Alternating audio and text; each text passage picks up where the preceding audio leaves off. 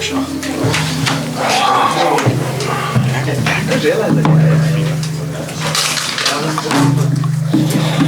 Did you take that now? Nah, it's alright. Not as soft as duck.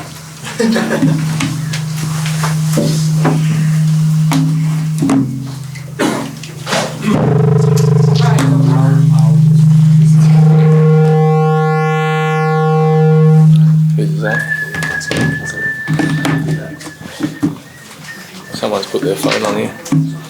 Hey, Cole. Is that someone's going to turn the phone on? Did you cancel for him?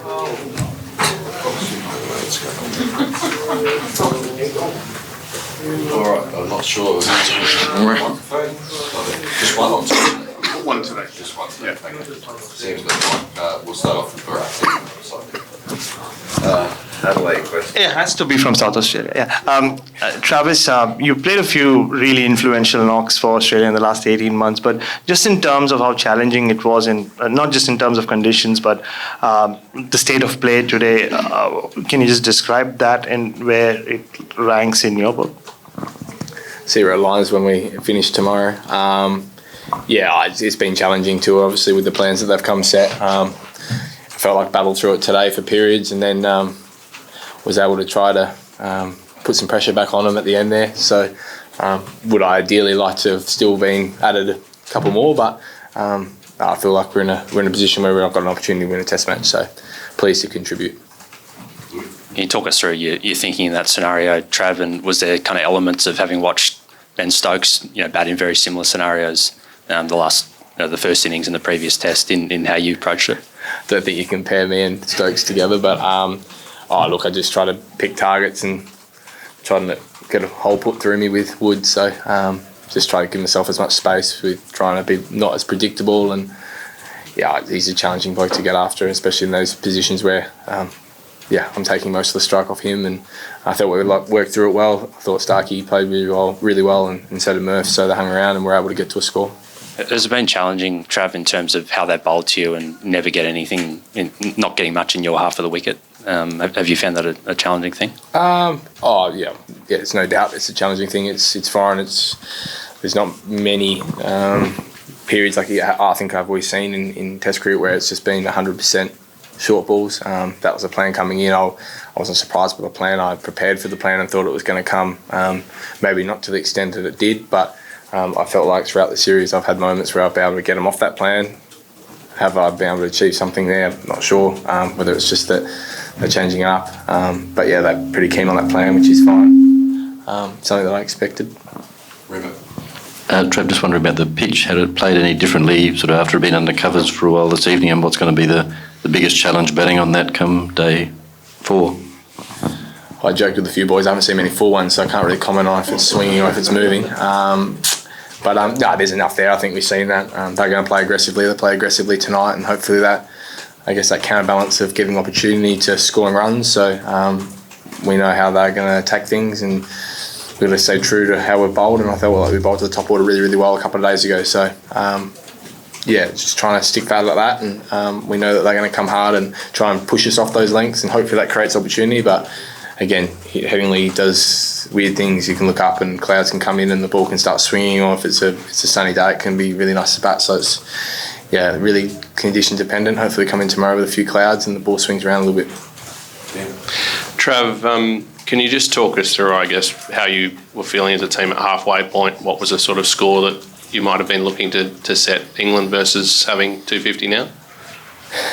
It's been hard to put a finger on any of the test matches so far and what we wanted. Ideally, we would have loved a lot more last week, and that wasn't the case, and England made a fight back, and vice versa this game. I felt like we had him in a great position, and then Stokesy plays the innings that he does, and I think this whole series ebbed and flowed, so I think it's hard to sit at the halfway point and really nail what we wanted. We just wanted to try and bat as well as we probably possibly could have and get to a total. I think we've got to a total, albeit you'd love more runs. I think anyone would say that in any situation, whether they had 400 or 500, they'd still always want 50 more to be assured that there's some safe period of play. But we've got to bring our very best tomorrow, and we've got an opportunity to win a test match.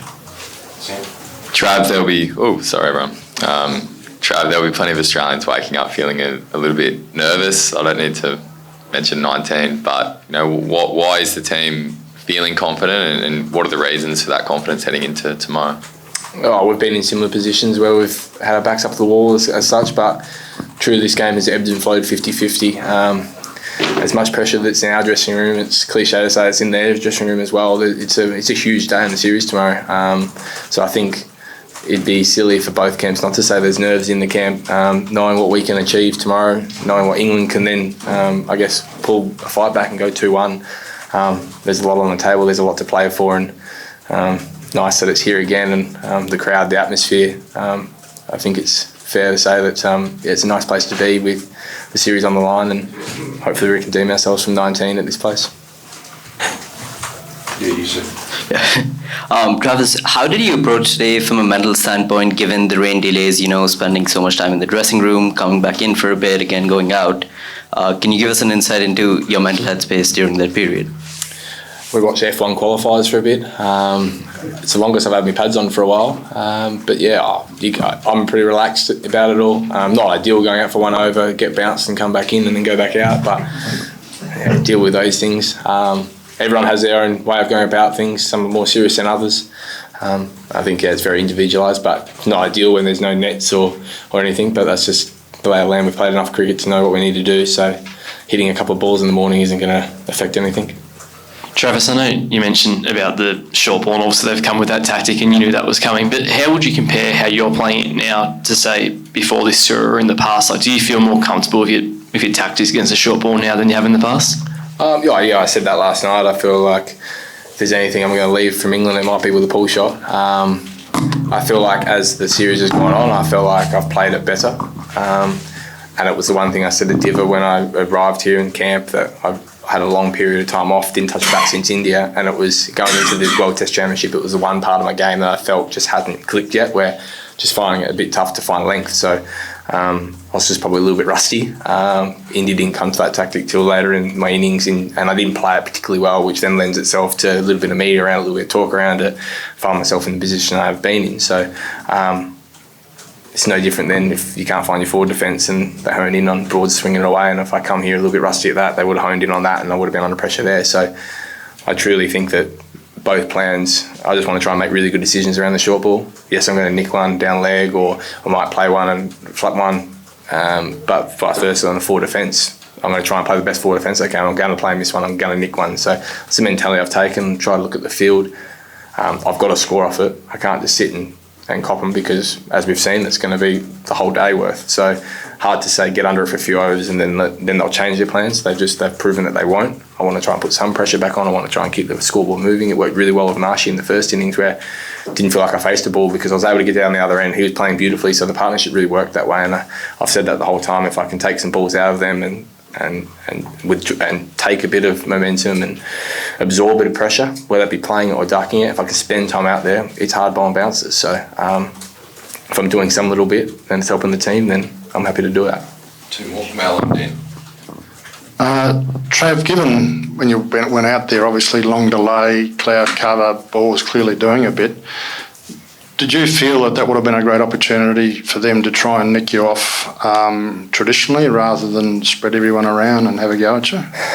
Yeah, I think both plans are suited, because I've played my hand on how I want to play it, and that is playing it, trying to play it safely into the gap and trying to rotate the strike, because I felt like they weren't going to change off that plan.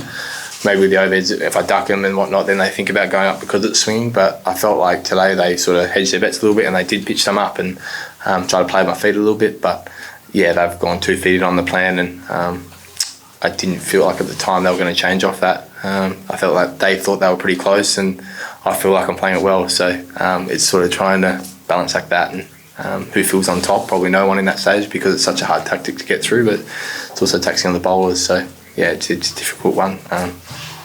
I'm there to face it, so can't really tell whether it is or not. Up to them.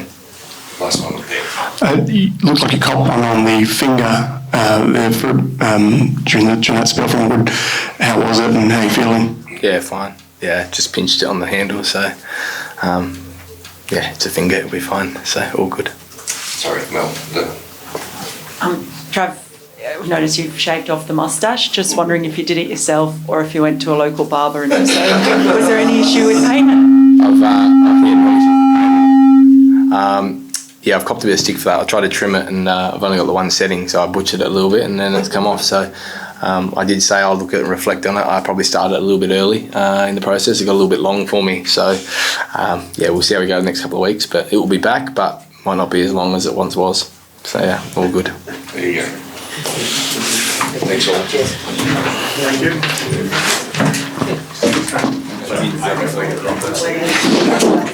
you. Cheers.